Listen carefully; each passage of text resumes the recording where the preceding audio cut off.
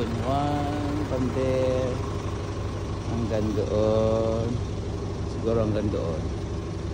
So ito yung harap namin. Harap. Our property. Ilang hektarya to?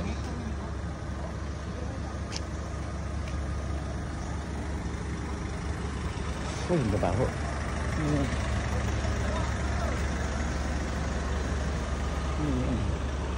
Yan yung bantot.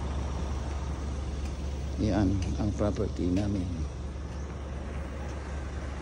So ito ang property namin.